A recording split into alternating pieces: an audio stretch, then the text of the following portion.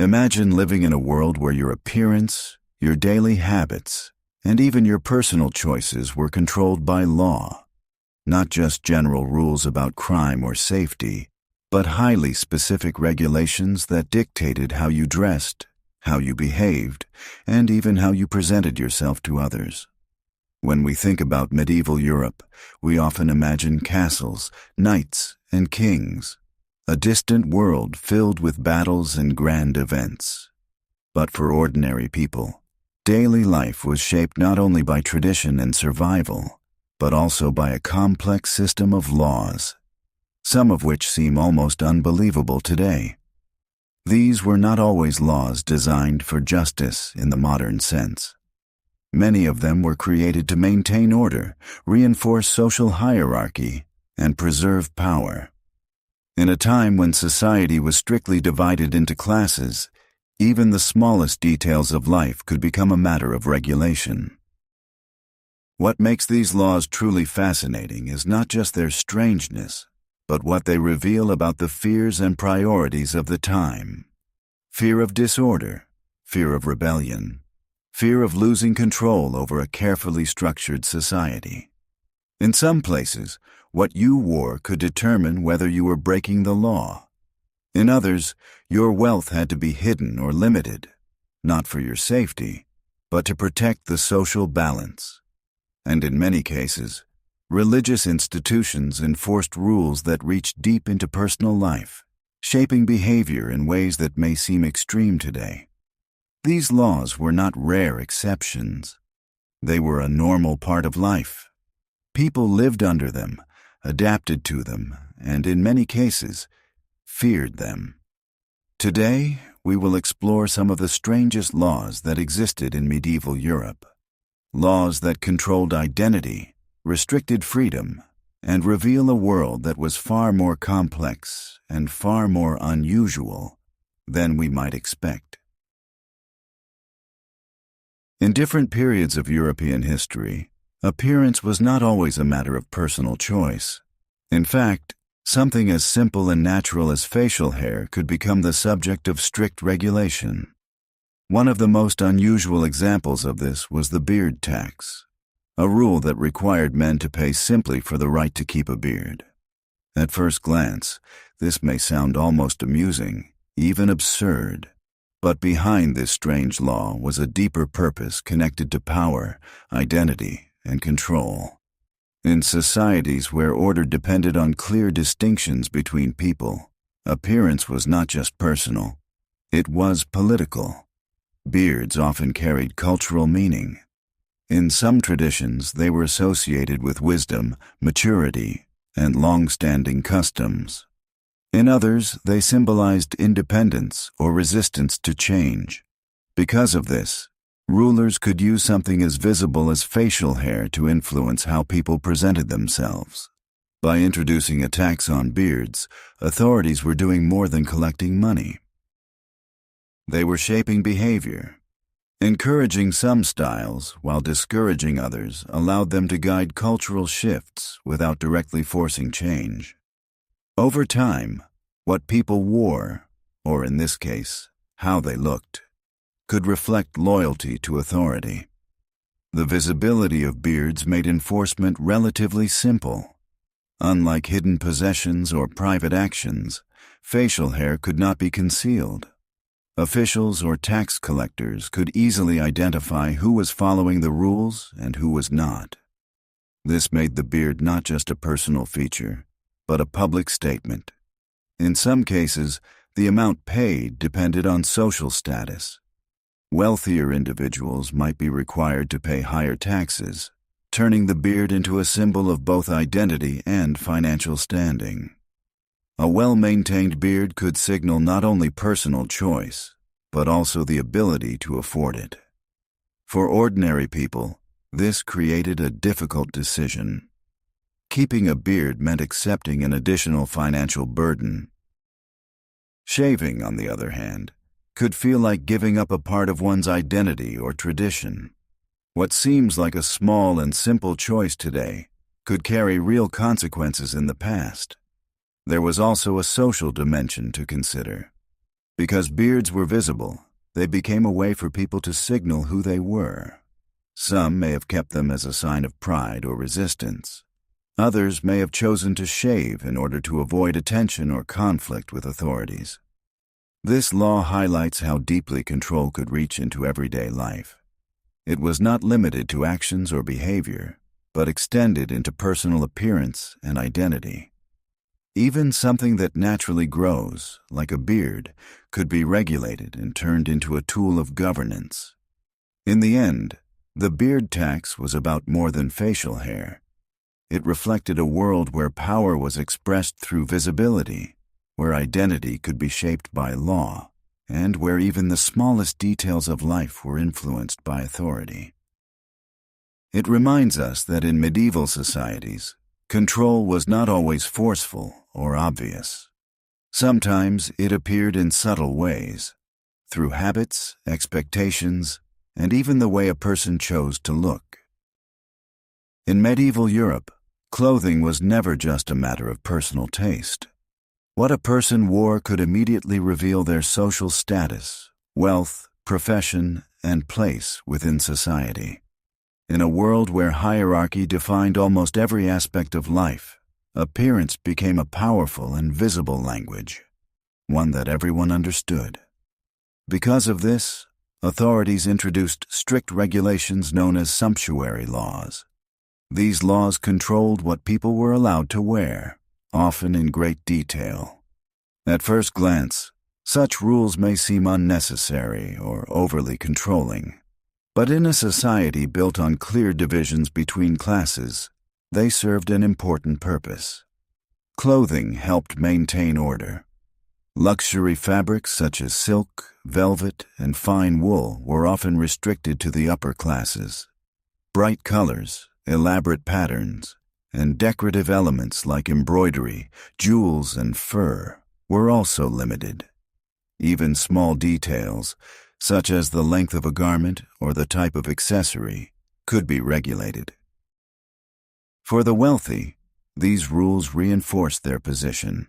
Their clothing was a visible display of privilege, something that set them apart from the rest of society. Expensive garments were not just about comfort or beauty. They were a symbol of power. For everyone else, the rules were far more restrictive.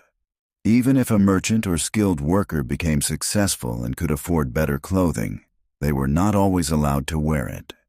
Dressing above one's status could be seen as an attempt to imitate the nobility, which was considered inappropriate and, in some cases, illegal. This reveals an important truth about medieval society. It was not only wealth that mattered, but also how that wealth was displayed. Authorities feared that if people began to blur the visual differences between classes, the entire social structure could weaken. If a person could not be identified by their clothing, it might challenge the idea that everyone had a fixed and permanent place in society. Enforcement of these laws could take many forms. In some cases, officials monitored public spaces, ensuring that people followed the rules. Violations could lead to fines, confiscation of clothing, or public embarrassment. Being seen in forbidden attire could damage a person's reputation and attract unwanted attention. There was also a psychological aspect to these laws. By limiting what people could wear, they also limited how people could express themselves. Clothing is one of the most immediate forms of identity, and controlling it meant shaping how individuals were perceived by others. At the same time, people found ways to adapt. Some may have pushed the boundaries subtly, adding small details that hinted at higher status. Others may have strictly followed the rules to avoid trouble. In either case, clothing became part of a constant negotiation between personal desire and social expectation. These laws also highlight the importance of visibility in medieval life. Unlike modern societies, where identity can be more fluid, medieval communities relied heavily on outward signs. Clothing functioned almost like a code, instantly communicating information about a person's role and position. In this sense, fashion was never just about style. It was about structure. Every garment, every color, every detail carried meaning. And behind that meaning was a system designed to preserve order, reinforce hierarchy, and ensure that everyone remained within the boundaries set for them. Clothing was not simply worn. It was controlled, observed, and understood as a reflection of the society itself. In medieval Europe, wealth was not always something people were free to display openly. While today success is often associated with visible luxury and personal choice, in the past, showing too much wealth could be seen as a problem, something that needed to be controlled. To manage this, authorities introduced laws that limited how people could use and display their wealth. These regulations were closely connected to the same ideas behind clothing restrictions, but they went even further. They were not only about appearance, but about lifestyle, behavior, and consumption. At the heart of these laws was a desire to preserve social order. Medieval society was built on a strict hierarchy, where each person had a defined place. Nobles, merchants, craftsmen, and peasants were expected to live in ways that reflected their status. When individuals began to display wealth beyond what was considered appropriate, it could disrupt this carefully maintained structure. Luxury became something that needed boundaries. These laws could regulate a wide range of things. Expensive jewelry, decorated clothing, and rare materials were often restricted. But the rules did not stop there. Even daily life could be affected. In some places, there were limits on the number of dishes that could be served at a meal.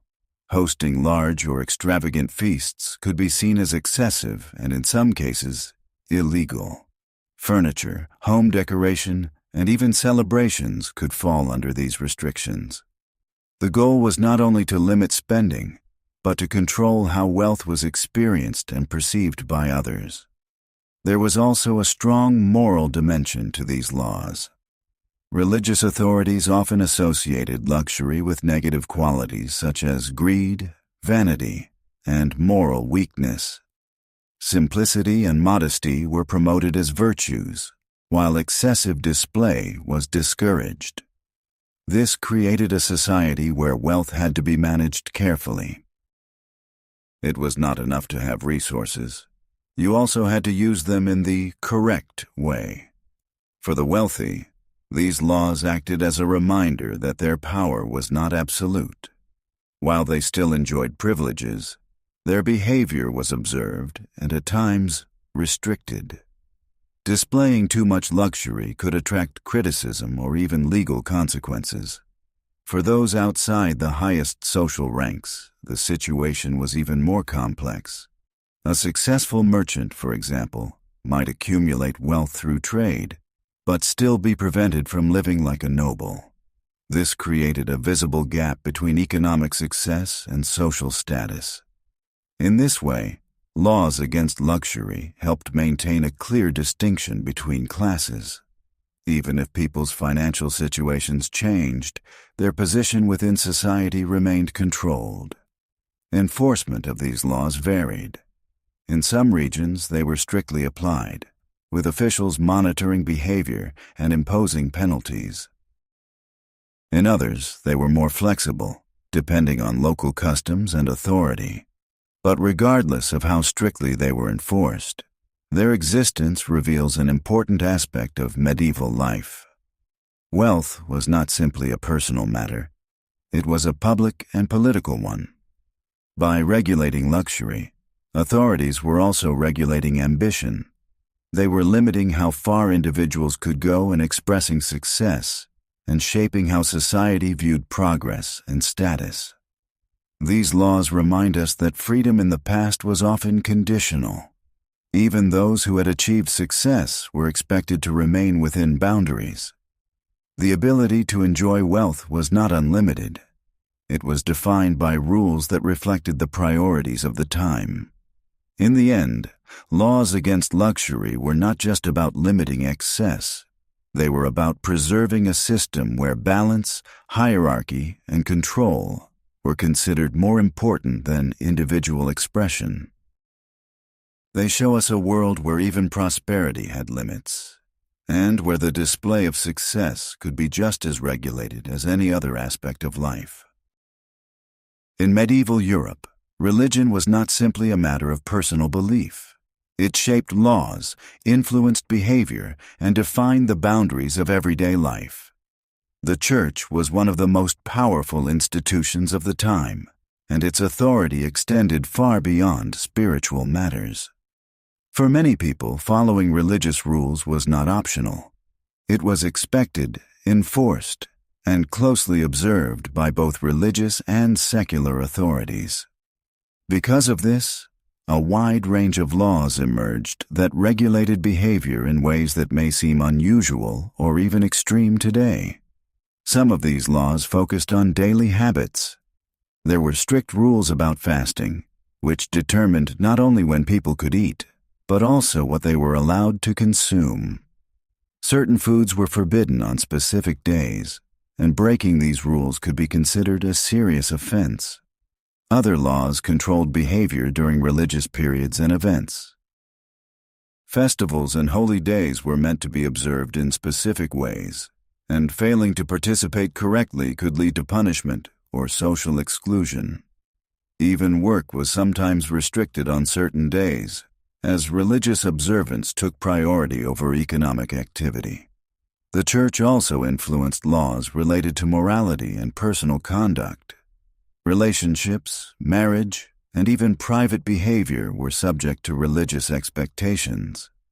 Actions that went against these expectations could be labeled as sinful and, in some cases, punishable. In addition to written laws, there was also a strong culture of surveillance within communities.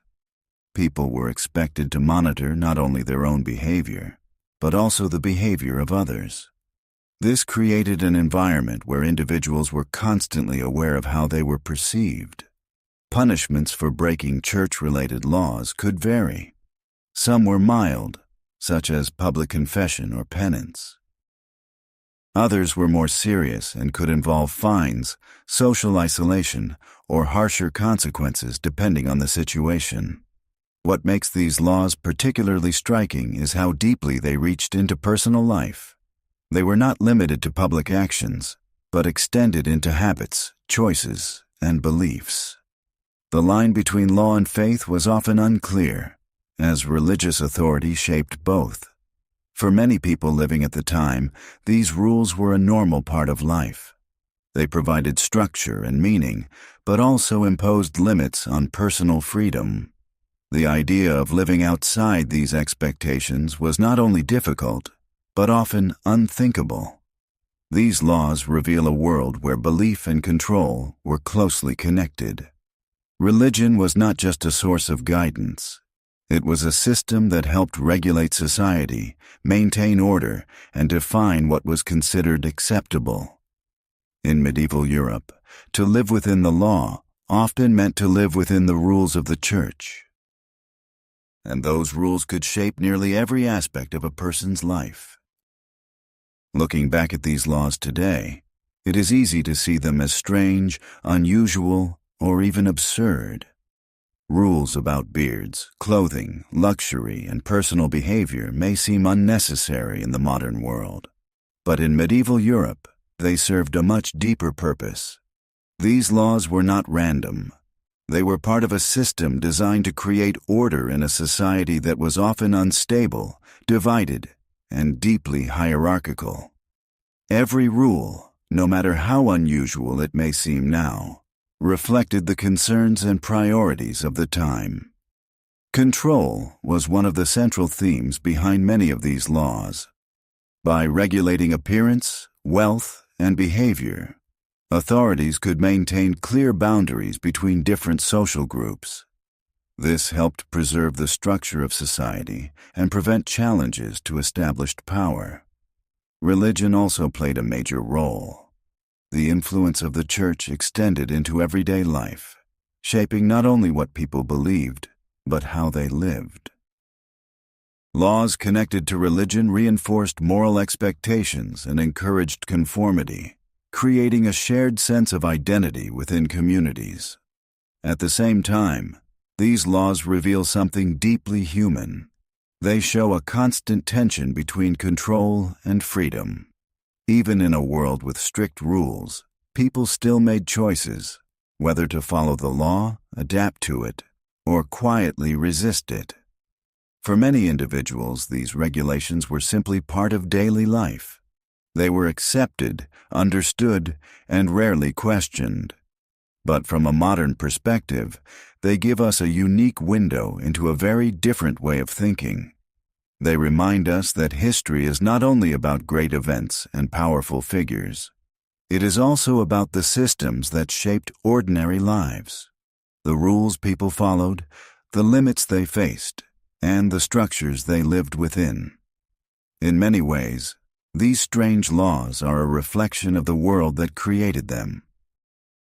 A world where order was fragile, identity was controlled, and society depended on clear boundaries. And while these rules may seem distant from our lives today, they raise an interesting question. How much of our own world is shaped by systems we simply accept, without ever questioning them?